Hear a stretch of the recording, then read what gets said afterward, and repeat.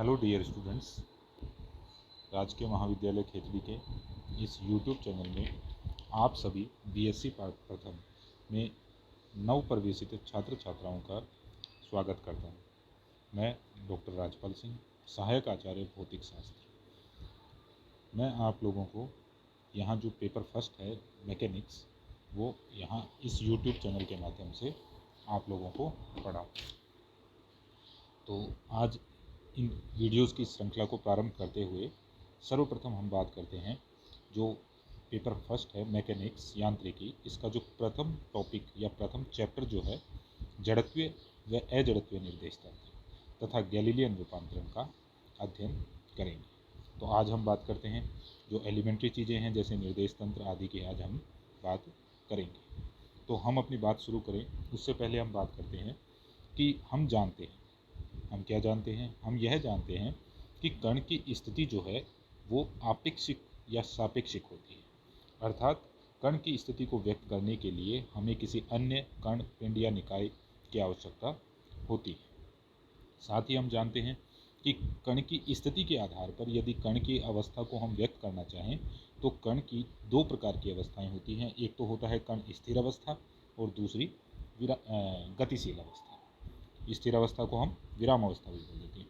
हम कहते हैं कि जब किसी कण की स्थिति में समय के सापेक्ष परिवर्तन नहीं होता है, ठीक है, मतलब कण जहाँ है एक सेकंड बाद हमने देखा कण वहीं स्थित है, दूसरे सेकंड बाद देखा कण वहीं स्थित है, अर्थात समय के सापेक्ष कण की स्थिति में यदि परिवर्तन नहीं होता है तो ऐसा कण स्थिर अवस्था में कहलाता है।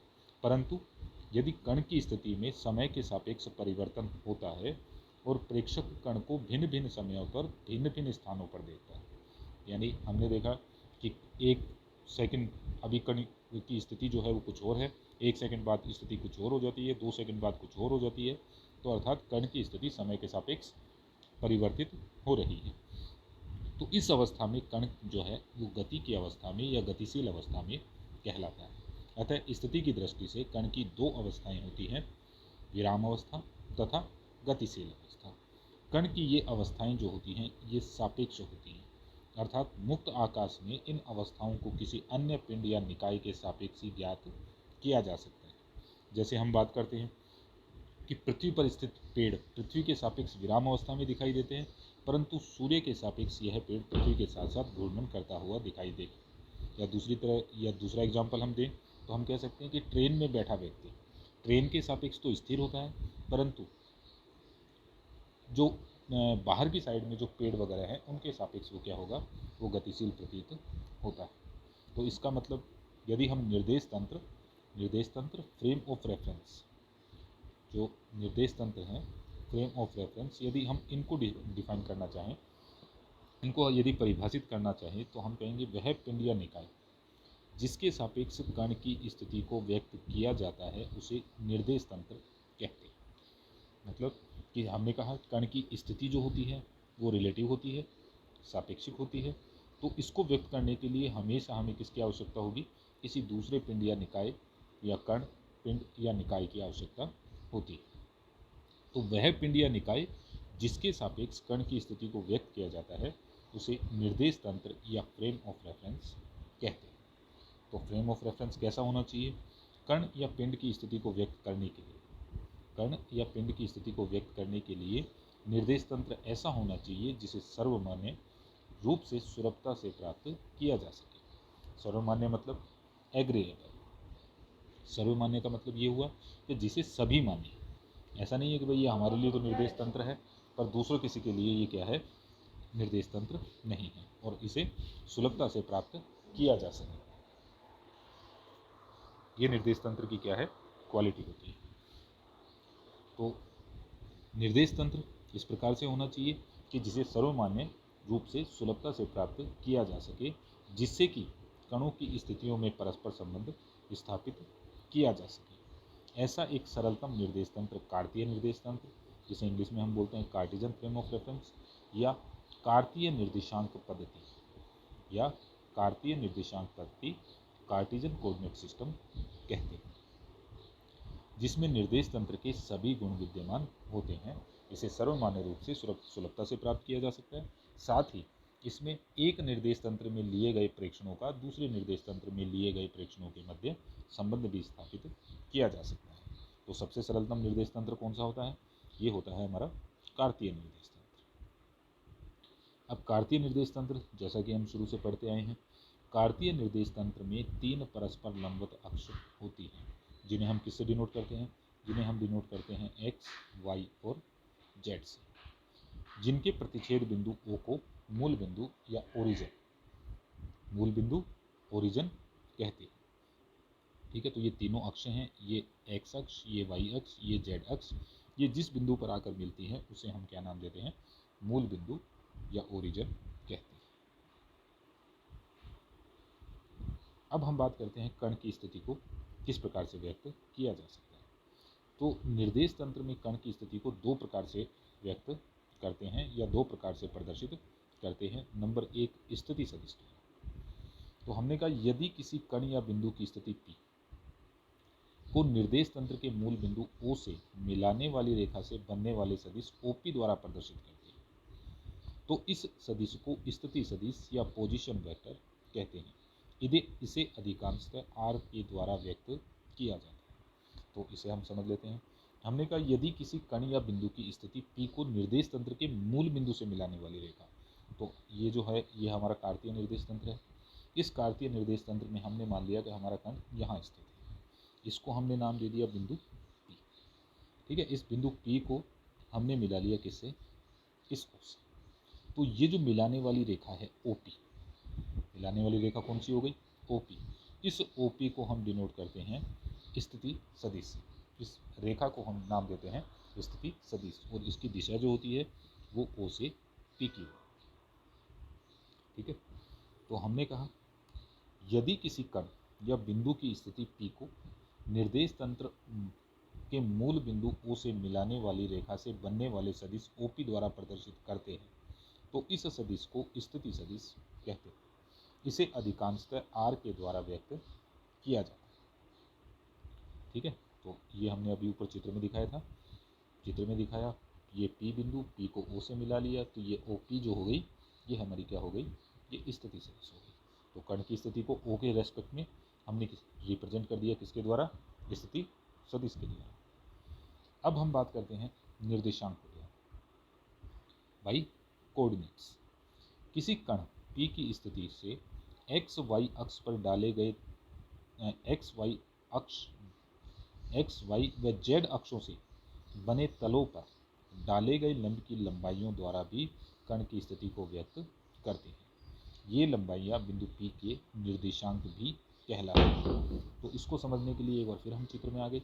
देखिए, हमने कहा यहाँ पर हमारे पास 3 अक्ष हैं, अक्ष एक्स, एक्स वाई और एक्स जेड। ठीक है, अब जो एक्स और वाई अक्ष द्वारा जो तल बनता है वो इस प्रकार से बनेगा। ये जो तल है इसको हमने नाम दिया एक्स वाई तल। वाई तथा जेड अक्ष से जो तल बन रहा है वो हमारा ये वाला तल होगा। इस तल को हम नाम देते हैं वाई जेड तल। और जेड और एक्स अक्ष से मिलकर जो तल बनता है वो इस प्रकार से बन रहा है, ये वाला तल। इसको हम नाम देते हैं एक्स जेड तल। ठीक है, तो हमने कहा यदि इसमें कोई बिंदु P स्थित है, ये बिंदु P के निर्देशांक हमने मान लिए एक्स वाई जेड। ठीक है, तो ये जो एक्स वाई जेड है, एक्स वाई ये हो गया हमारा जेड। ठीक है, अब हमने कहा इस बिंदु P से हमने एक लंब डाल लिया, किस पर? एक्स जेड तल पर। ठीक है, P से एक लंब डाल दिया हमने वाई जेड तल पर, और P से एक लंब जो है हमने कौन सी? एक्स वाई तल में डाला, तो एक्स वाई तल में ये पीछे की तरफ आएगा। ये बिंदु P हो गया। अब ये जो लंबाई है ये हमारी y के बराबर होगी, ये लंबाई x के बराबर, और ये लंबाई किसके बराबर होगी? ये z के। ठीक है, ये हमने आगे इसे चित्र में भी प्रदर्शित किया। तो हमने कहा किसी कण की स्थिति को एक्स वाई जेड अक्षों से बने तलों पर डाले गए लंबों की लंबाइयों द्वारा भी कण की स्थिति को व्यक्त करते हैं। ये लंबाइयाँ बिंदु P के निर्देशांक भी कहलाती है। तो हमने कहा P से वाई जेड तल पर डाले गए लंब की लंबाई x निर्देशांक होगी, जैसा हमने ऊपर दिखाया था। देख ले, यहाँ से भी देख लेते हैं। ये बिंदु P है। इस P से YZ तल पर जो हमने लंब डाला है वो लंब हमारा हो गया PA। PA इक्वल्स टू बराबर होगा OL के। तो ये क्या हो गया, ये x निर्देशांक हो गया। तो ये हमारा हो गया, ये यहाँ पर PA equals to OL equals to x निर्देशांक। इसी प्रकार P से Z अक्ष तल पर डाले गए लंब की लंबाई y निर्देशांक होती है, जिसको हमने यहाँ PB से डिनोट किया है, इक्वल्स टू OM। P से XY तल पर डाले गए लंब की लंबाई Z निर्देशांक हो गई, जिसे हमने PC से डिनोट किया है, PC इक्वल्स टू OM। अब एक बार इसको चित्र से समझ लेते हैं। हमने कहा P से YZ तल पर लंब डाला तो लंबाई हो गई PA, x के बराबर हो गया। P से XZ तल पर लंब डाला, XZ तल पर लंब डाला, लंबाई हो गई PB, ये किसके बराबर हो गई, y के बराबर होगी। P से XY तल पर लंब डाला, ये लंबाई हो गई PC, जो पीछे की तरफ हमने दिखाई है। तो बिंदु P के स्थिति सदिश तथा इसके निर्देशांकों में संबंध ज्ञात करने के लिए माना x, y, z अक्षों के अनुदिश एकांक सदिश क्रम से i कैप, j कैप तथा k कैप। ठीक है, ये हमने चित्र में प्रदर्शित किया है। x अक्ष के अनुदिश निर्देशांक i कैप, y अक्ष के अनुदिश j कैप तथा z अक्ष के अनुदिश निर्देशांक हो गया हमारा k कैप। तो हमने कहा x, y, z अक्षों के अनुदिश एकांक सदिश क्रम से i कैप, j कैप तथा k कैप है।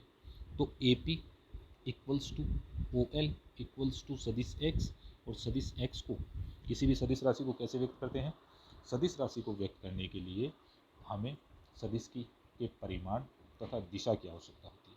तो x तो इस सदिश का परिमाण हो गया, ये जो x हमने यहाँ डिनोट किया है, ये x तो परिमाण हो गया, और i कैप किसको रिप्रेजेंट करेगी, i कैप दिशा को रिप्रेजेंट करेगी। इसी प्रकार लिख लिया हमने BP equals to OM, y equals to Y J cap, CP equals to ON, सदिश Z equals to Z K cap. ये हमने यहाँ से चित्र से लिख लिया। अब हमने कहा चित्र में त्रिभुज ONB में, तो त्रिभुज ONB कहाँ है, देखिए त्रिभुज ONB ये रहा, ये चित्र में दिखा दें, ये और ये हमारा है त्रिभुज ONB। तो त्रिभुज ONB एक बार फिर देख लेते हैं, O से ये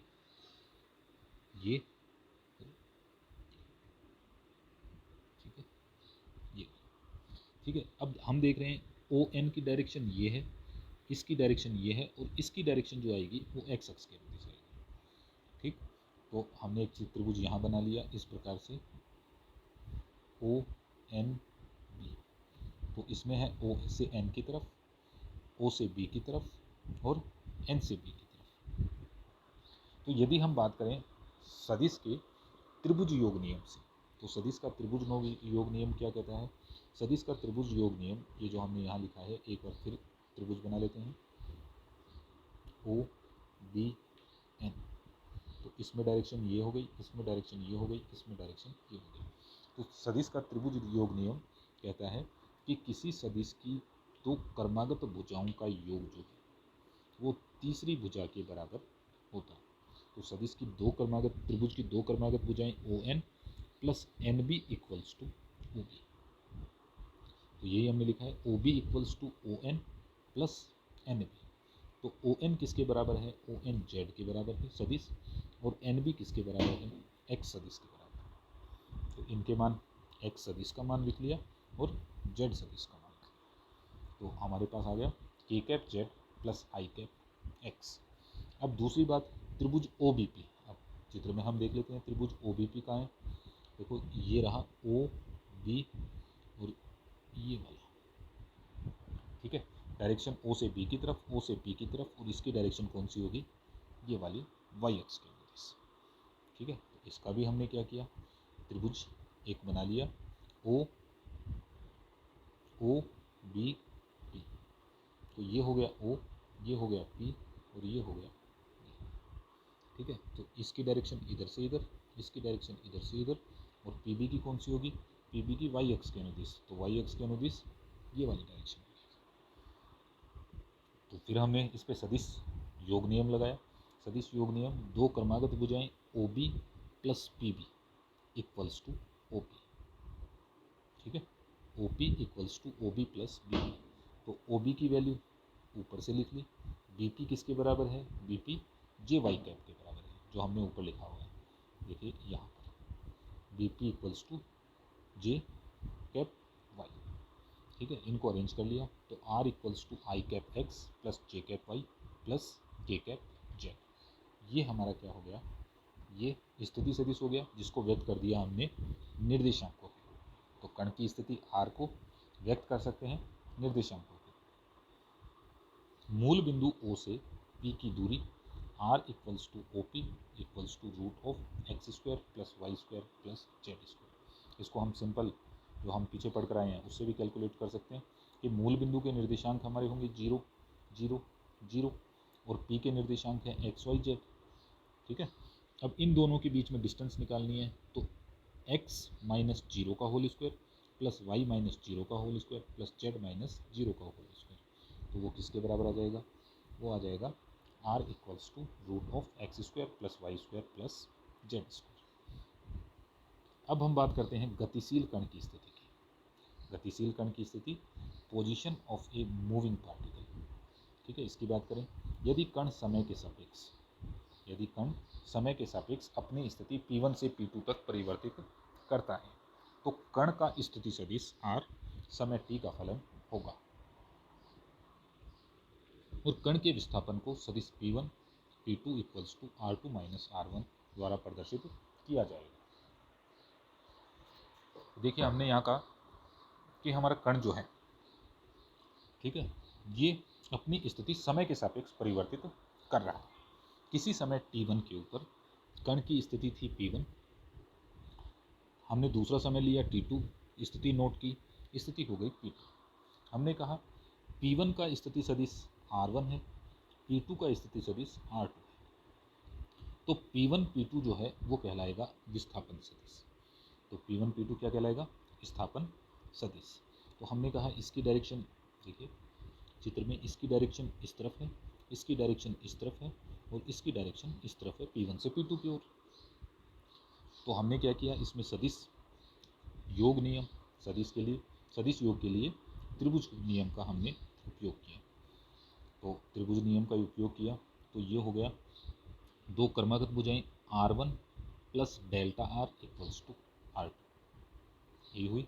तो डेल्टा आर इक्वल्स टू, तो इसको हमने लिखा डेल्टा आर की बराबर इक्वल्स टू,